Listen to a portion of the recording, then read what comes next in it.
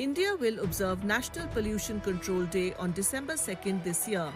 Experts believe that prolonged exposure to air pollution can lead to lung cancer in non-smokers.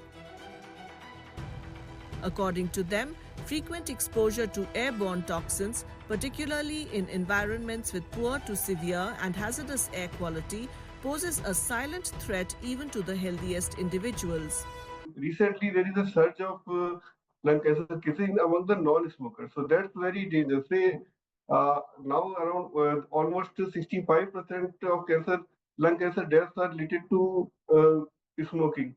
And almost there are other causes like second-hand smoke, indoor pollution, and then these are all contributing. So almost among these, the most important factor is the air pollution. And I think almost 15 to 20% of the lung cancer related deaths are now caused by the air pollution. These are the particulate matters of some specific size which have a tendency to penetrate deep into the lung, and hence they cause something like a inflammation over there, leading to a lung damage, subsequently leading to lung cancer. So the pollution is the biggest factor because of these, which is contributing to these PM 2.5. Then you have some gases where you can have an exposure of something like a radon or an ozone because of an occupational exposure of these agents.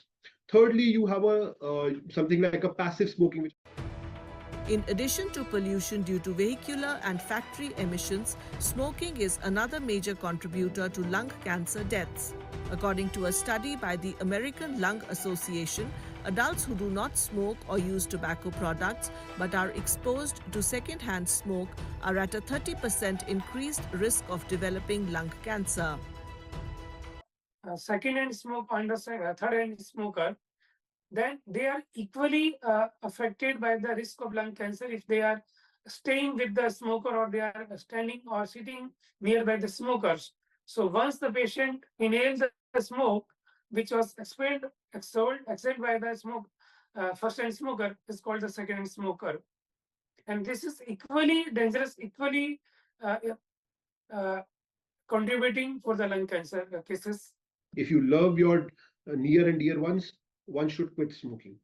Second is you need some combative measures both at an individual level, also at a government level, to combat air pollution, where you need to see these emission norms, these factory exposures, and measures where these things can be taken care of, because PM 2.5 is actually very dangerous.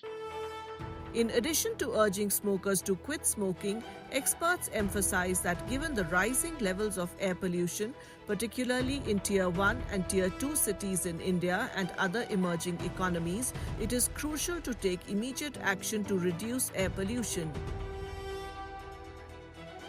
They say implementing such measures is essential for effectively addressing the ongoing environmental and health crisis.